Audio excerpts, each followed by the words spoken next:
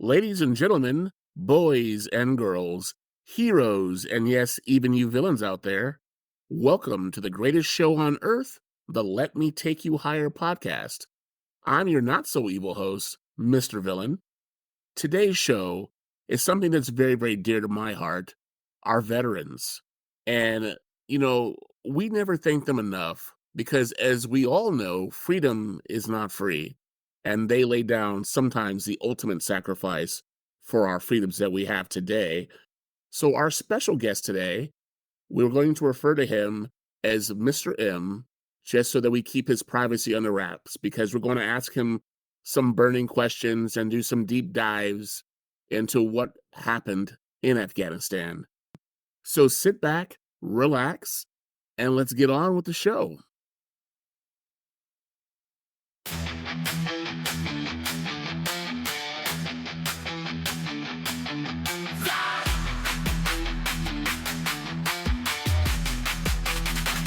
When life storms rage, skies grow dim, we gather the shards, piece by piece within.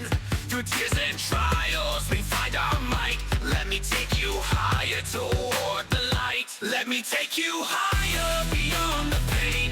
Where broken dreams mend and hope remains. We'll rise from ashes like a phoenix bold. In the symphony of resilience, our stories unfold.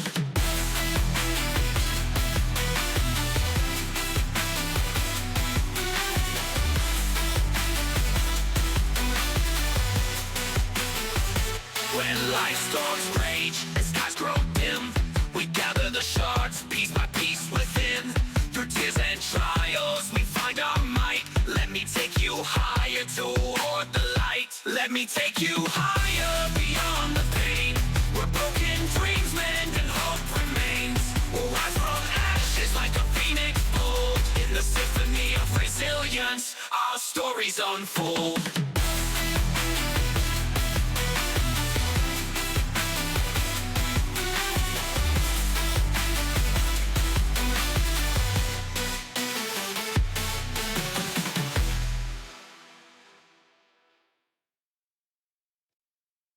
Welcome back to the Higher Point podcast show, where we sift through the fog of war, uncover the harsh realities facing our servicemen and women. Today, we're turning our focus to one of the most devastating aspects of modern conflict, the Afghanistan war, and how something as seemingly mundane as a burn pit became slow-burning disaster for thousands of our troops. But the story doesn't end on the battlefield. We're also going to explore the uphill battle veterans face when they come home, dealing with the VA and the challenges of being a veteran in America today. We're joined today by a very special guest, someone who's seen the war up close and personal. He's here to share his insights and shed some light on the hidden scars of warfare. Mr. M, are you there? Yep, I'm here. Okay. So I know that you were in Afghanistan for quite some time. Can you tell the audience how long you served? Um, in Afghanistan or in the army in general? You can go ahead and take it away from the Afghanistan or the point when you went into the army. Okay, well, I joined in 1999, uh, went to Afghanistan in 2002, came back in February of 2003. Then I stayed in for another year, Okay. and then I did 3 years of the Army Reserve, and out Okay. completely after that. So 2007 is when I left Army Two, altogether. 2007 is when you left. So with Afghanistan, it's a war that stretched on for 2 decades. It chewed up and spit out lives, dollars, and perhaps most tragically, the health of those who served. Do you have stories about things that may have went on in Afghanistan while you were there? Yeah, I did join the burn pit, tree. Mhm. A few years after I got out, I was told by a friend that was in the National Guard about it, and I was interested at that time, so I just put my name in, and I didn't think anything of it until years later. Uh, Okay. in Afghanistan, while I was there, they did have a pretty decent sized burn pit. I was in Kandahar, which was the biggest base in Sin for Okay. the U.S. Army. Yeah. It was an Air Force base mainly. U.S. Army did have a huge element out there, and I was part of that Mm-hmm. Task Force Panther. Panther? Okay. So Yeah, every day, basically, we lived in what they call tent city. Okay. I would run around the base. And so every night I would breathe in the fumes, anything that happened to be burned. We had Okay. a septic area where they put all the raw sewage down, and Oh, wow. Okay. basically it was you had two things that I guess became an issue with me: the toxicity from burn pits and raw sewage that was just laid out there, and it was just out. Wow. And something that went on a regular basis with all the people in your squad or your troop? Was this a normal pattern of behavior that the military put you guys in patrol around burn pits? Uh, well, for me, I basically was, you know, I had to keep in shape, so I ran, Mhm. and the path around the base was basically around the burn pits and around the sewage, area. So I had no choice. Other soldiers, our living area was fairly close, so Mhm. I would think they had the same option as me, having to deal with the same burn pits and sewage. So yeah, Okay. it was different. Now, when we were talking about burn pits, what exactly is burning in these pits? Everything that I understand, I wasn't there to burn stuff Mhm. personally, but there would be other soldiers, and their job was to burn anything I guess wasn't able to be sent out of the base. So we had regular garbage, and not sure where they if they put that in the burn pits, but Mhm. there would be what we called haji trucks. They're big, huge, trucks that contain hundreds of, maybe a few tons of garbage. Oh, wow. Anything on base that paint cans. I heard that they put diesel fuel in there to help burn things. Oh So my it goodness. could be paint, it could be anything that you just want to get rid of on the base to save room. Wow. So every day, our troops are over there and they were burning everything from tires to human waste in massive pits the size of a football field, is what I hear. Is that correct? I would believe so. Yeah. It was a pretty you would see a fire constantly. So you had hundreds, possibly thousands of soldiers and airmen and marines. So Mhm. I would think it was a constant thing. So you guys have this toxic smoke billowing into the air, creating a human health hazard that was impossible to escape. Did the military provide you with like anything to filter that air?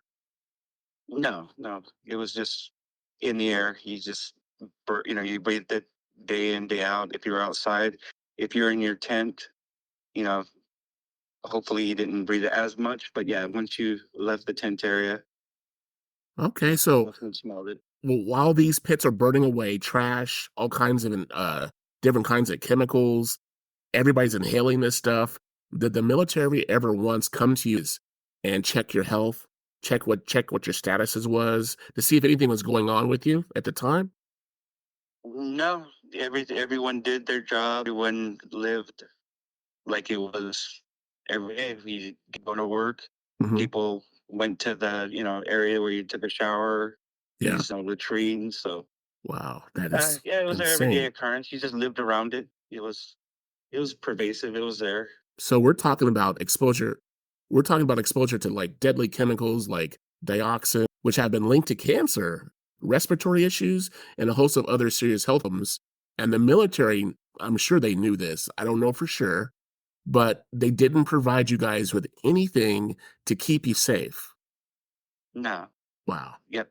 Yeah, I've actually read articles stating that there are doctors in the military that said, smoke pits or burn pits should be stopped, and, have certain, I guess, protocol to Hmm. lessen the harm on the soldiers and people that are in the area. But as far as I know, they could, practice of just having a burn pit fairly close to the units that were out there. Hmm. It continued. Wow. People were they were suggesting maybe getting generators, Hmm. but unfortunately that wasn't the case while I was there, and I don't know if they installed any incinerators in the bases that there were troops in, but Hmm. yeah, I would say hundreds of thousands of soldiers, sailors, Marines, anyone that was out there. And it's not just Afghanistan. I think the issue is anywhere outside the United States. Oh, really? That is insane because are staggering. There, according to estimates, nearly 3.5 billion service members may have been exposed to burn pits during their deployments. And that's including Afghanistan, Iraq, and the conflicts that were over there at the time. But what's even more staggering is how long it's taken to acknowledge this crisis. I mean, that war lasted for 20 years. We just brought the last of the soldiers home just a couple of years ago. So the Honoring Our Pact Act, which passed recently, aims to address the health and issues linked to burn pit exposure. But for many veterans, it's a day late and a dollar short. So you came home just in 2007, you said, right? Well, from Afghanistan itself, 2003. 2003. What Yep. have you noticed anything that that's alarming to you in the course of your body? I would say yes. Okay. Looking back, I noticed that my breathing wasn't as good as it was. I used to be able to run a lot quicker. My health not enough for me to get worried about it. Okay. So So yeah, what did you experience? What kind of health problems aside breathing have you noticed? just like general being tired more often than I usually was at the time. I was still Mhm. fairly young. I was in my 20s, Yeah. and yeah, it just felt like I was tired. My health wasn't as good, and I could tell. Okay. And I didn't figure it was something that was important back then. And I was young, Mhm. so I just let time pass. And for years, that's when the health issues that were really you know could have been dangerous started to happen. Wow. And being a veteran in America often means navigating a system that seems more interested in paying claims than providing care. And for those who've been exposed to burn pits, the fight is far from over. The mental health toll is just as severe, with many veterans suffering from PTSD, depression, anxiety, compounded with the frustrations of dealing with a system that's pretty much broken and doesn't really care for their veterans. So, with all this being said, you had the respiratory a situation flaring up, it took a large toll on your life. Is there anything else that may have happened that you're dealing with that is partial that you believe is a part of that burn pit situation? Yeah, I believe so. You covered some of it. Yeah. Depression, anxiety. I think it goes hand in hand. Mhm. Um, that's something that came out of service that continued on through the years. It's still an issue with me. Right. Uh, Back in 2020, Mhm. uh, I ended up getting testicular cancer. What? Testicular Yes. cancer? Yes. So that was something that, it can be common in my age group, Mhm. but cancer is a very rare thing in, my family. And Yeah. I don't know of any cancer on my father or my mother's side. Okay. Uh, so it was interesting. So I did file a claim with the VA. Mhm. Uh, they did approve after the fact, but since I was in Germany at the time, the way the Veterans Administration does is you enter the foreign medical program. Okay. So as soon as I went out to Germany in 2019, I filed for the the foreign medical program (FMP), and 6 months later, they sent me a packet stating anything that is directly service connected, I can get reimbursed. You got to pay out of pocket because you're not in the U.S. Mm. Then the VA will reimburse you after you give them copies of the receipts and forms stating this is what the care was for. Okay. So that was prior to the cancer scare that I had in 21. Oh, wow. What happened in 2021 is after getting cancer, I had to put in for direct service connection for that, and I put in squeeze for the burn pit because that is, in my opinion, the high likeliness of me getting cancer was from that. Oh, yeah. Oh, yeah. I would I imagine. was I was eventually approved about 6 months later. Okay. They did help cover the pretty much most of the treatment and medication that happened at that time. Mhm. And some things I don't remember. I still had to pay out of pocket for some things Okay. that weren't covered. Okay. Yeah, being in Jersey, it was a different scenario than being in the United States. I'm hoping that in the United States would pay for everything, not have to worry about the financial aspect. But the hardest thing was a year, 2 years later, the cancer came back. Oh This no. time it traveled up the body towards a lymph node, and I ended up, feeling lower back pain Hmm. and just, very nauseous. So I told my wife, I said, I think we need to go to the emergency room. There's something wrong. My So goodness. Hmm. yeah, that's when I found out I had. They labeled it testicular cancer that metastasized and moved into the lymph nodes. Okay. So the second, a group of oncologists in Germany, because I was being treated at a German hospital, they recommended 3 rounds of chemotherapy, no radiation, which is, in my opinion, a good thing. So the Okay. 3 rounds of chemo did apparently work. Oh It wow. shrank Okay. the tumor down. So Okay. currently I'm in remission for the second time. Well, that's really great, and that's a blessing, man. Because what we've heard about these burn pits is just craziness, man. And hopefully, the U.S. government, does what they need to do to make sure that our veterans are taken care of. Thank you for your service because that's a lot that you have to deal with, even when you're not in the conflict and you're not at war at the moment. How's your family keeping up with it? How are they dealing with it? I think they found it hard. I think this last time that I had cancer, it affected me a lot more than the first time. So they had to treat it more aggressively. With by the second round of chemo, Hmm. uh, I lost my hair. Oh I man. was really, you know, physically drained. Hmm. It was tough, you Yeah. know, and Yeah. having secondary, medical issues due to the immunocompromised. Yeah. Yeah, my body took a toll, and even though I'm 46, I don't feel like I'm 46. I feel like I've aged maybe 20, 30 years. Really? Yeah, Okay. And what do you feel like? being What are your tired is. symptoms? How do you know? Uh, well, now, like I said earlier, the depression, the anxiety increased. Mhm. I guess the uncertainty about my health. Yeah. Although I do thank God every day that I'm still alive. Right. It's it's tomorrow's not a guarantee. That's very true, especially with all that you've been through and your family's support.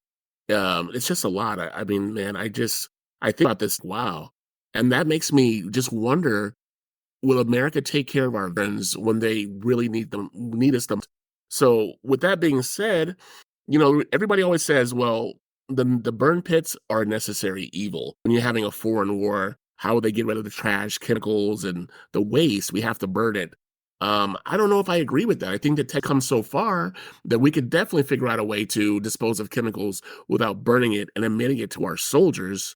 I mean, when you talk to other people in your group or squad, how many people got cancer that you're aware of, that you know of? I haven't spoken to anyone directly, but I Okay. did go on the internet and searched out information other people that got testicular cancer or other types of cancer, and it's an alarming group of people out there. Younger men that usually in their 20s wouldn't get testicular cancer, Well, but yeah. they end up getting it. Um, there's a larger started getting different types of cancer that were pretty much rare than the testicular cancer. For me, I was pretty, it's unfortunate that I got the testicular cancer, but it's a highly treatable cancer, Oh, which yeah, for sure. I No, it was is. happy to realize that whenever I went through it twice. But Mhm. yeah, there's a lot of soldiers out there, a lot, not just soldiers, but Marines and that have gotten so many different types of cancers and they didn't survive. Wow. That's the thing that really frustrates me is they survived the battlefield, but they didn't survive the health risks that the military Put put them on in. them. Yeah, and that's true, yeah.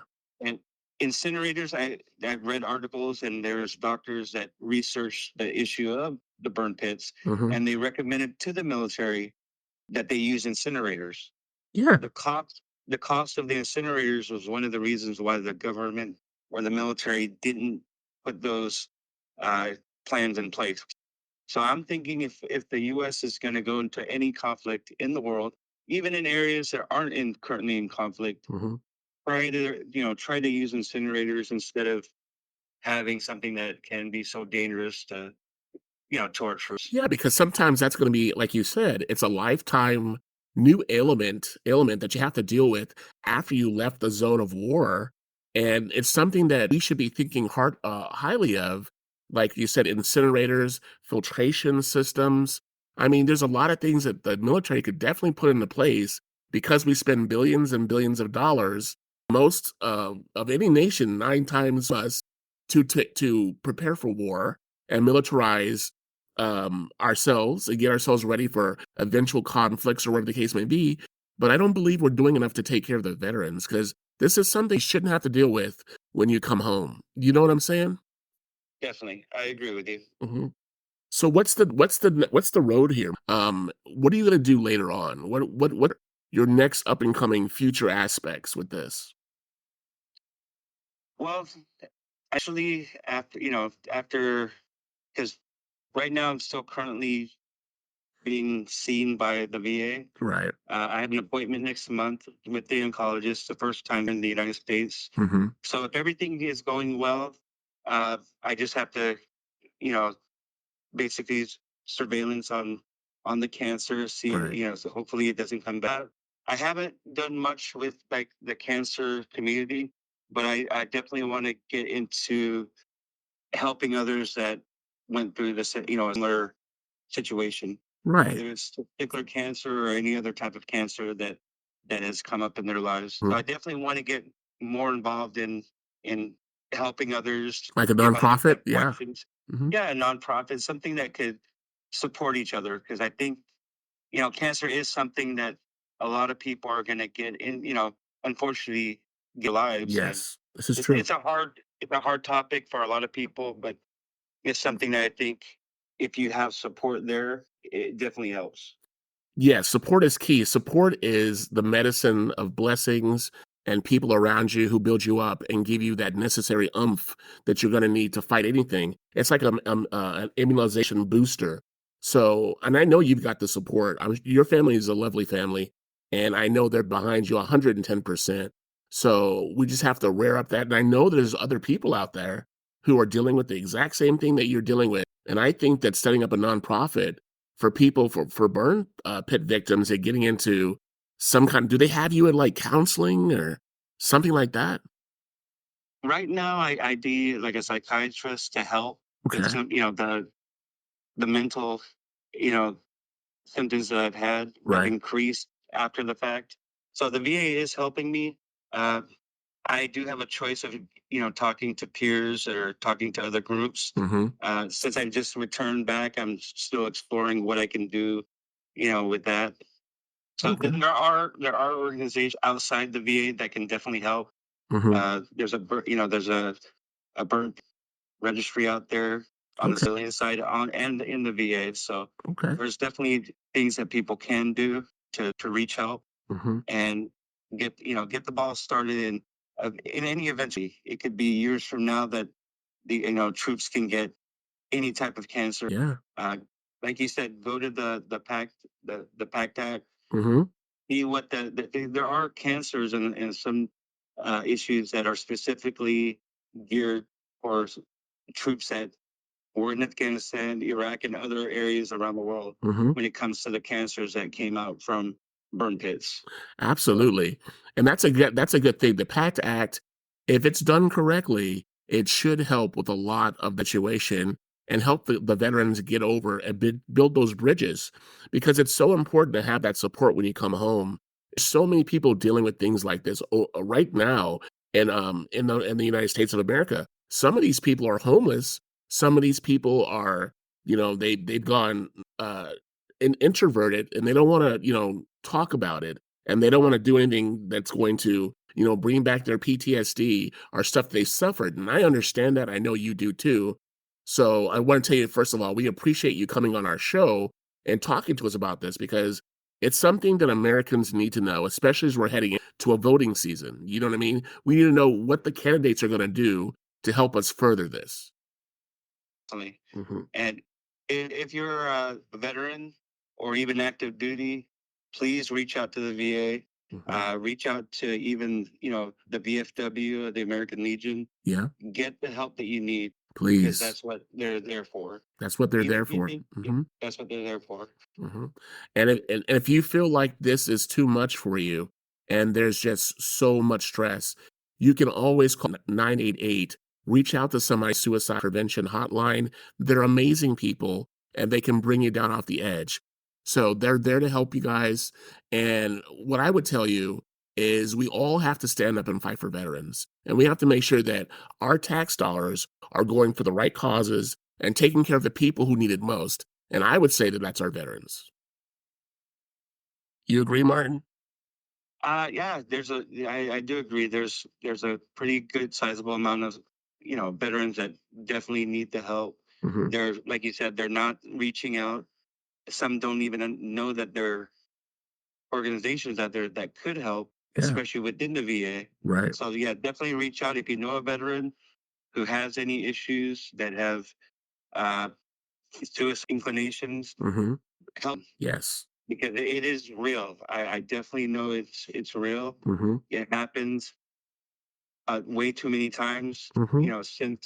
Since the wars ended. Right. So please out, be a friend, Mhm. listen if you can, and just encourage them to do to reach out. Right, and we lose and it's under talked about and underreported how many people that have come back from foreign wars, and we lose them to mental illness, to suicide, things where they feel like there's nobody there that can support them.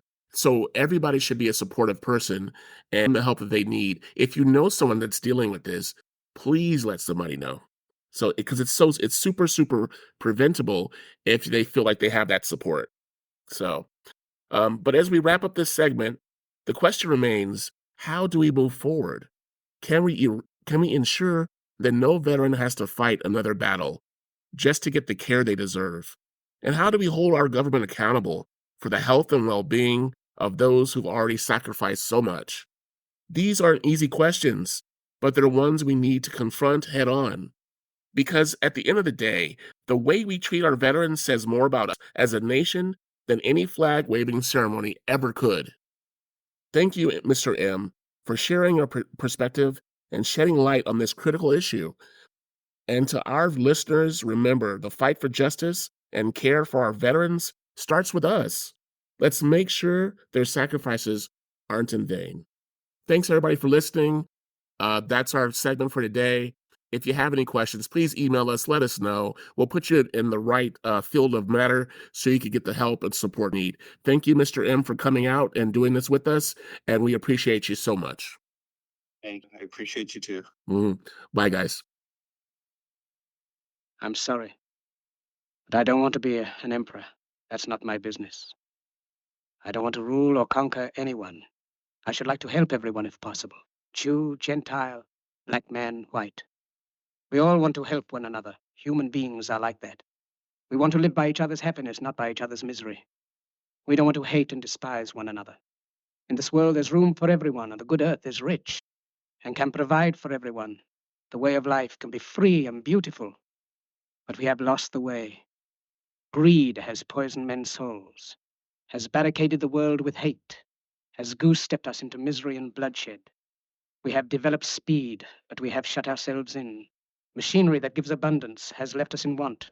Our knowledge has made us cynical, our cleverness hard and unkind. We think too much and feel too little. More than machinery, we need humanity. More than cleverness, we need kindness and gentleness. Without these qualities, life will be violent, and all will be lost. The aeroplane and the radio have brought us closer together. The very nature of these inventions cries out for the goodness in men, cries out for universal brotherhood, for the unity of us all. Even now, my voice is reaching millions throughout the world, millions of despairing men, women, and little children, victims of a system that makes men torture and imprison innocent people. To those who can hear me, I say, do not despair. The misery that is now upon us is but the passing of greed, the bitterness of men who fear the way of human progress. The hate of men will pass, and dictators die, and the power they took from the people will return to the people. And so long as men die, liberty will never perish. Soldiers, don't give yourselves to brutes. Men who despise you, enslave you, who regiment your lives, tell you what to do, what to think, and what to feel. who drill you, diet you, treat you like cattle, use you as cannon fodder? Don't give yourselves to these unnatural men with machine minds and machine hearts. You are not machines. You are not cattle. You are men. You have the love of humanity in your hearts. You don't hate. Only the unloved hate. The unloved and the unnatural. Soldiers, don't fight for slavery. Fight for liberty. In the 17th chapter of St. Luke it is written, the kingdom of God is within man, not one man nor a group of men, but in all men, in you. You, the people, have the power. The power to create machines, the power to create happiness. You, the people, have the power to make this life free and beautiful, to make this life a wonderful adventure. Then in the name of democracy, let us use that power. Let us all unite. Let us fight for a new world, a decent world that will give men a chance to work, that will give youth a future and old age a security. By the promise of these things, brutes have risen to power, but they lie. They do not fulfill that promise. They never will. Dictators free themselves, but they enslave the people. Now let us fight to fulfill that promise. Let us fight to free the world, to do away with national barriers, to do away with greed, with hate and intolerance. Let us fight for a world of reason, a world where science and progress will lead to all men's happiness. Soldiers, in the name of democracy, let us all unite!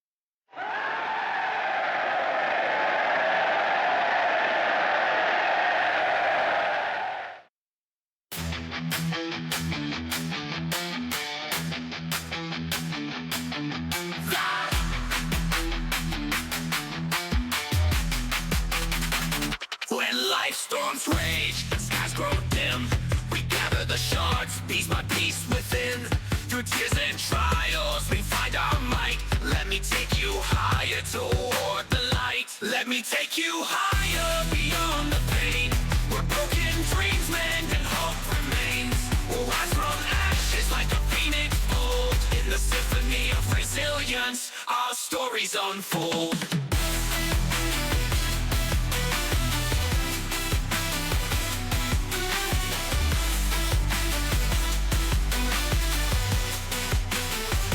When life storms rage and skies grow dim, we gather the shards piece by piece within. Through tears and trials, we find our might. Let me take you higher toward the light. Let me take you higher beyond the pain. We're broken dreams, men, and hope remains. We'll rise from ashes like a phoenix bold. In the symphony of resilience, our stories unfold.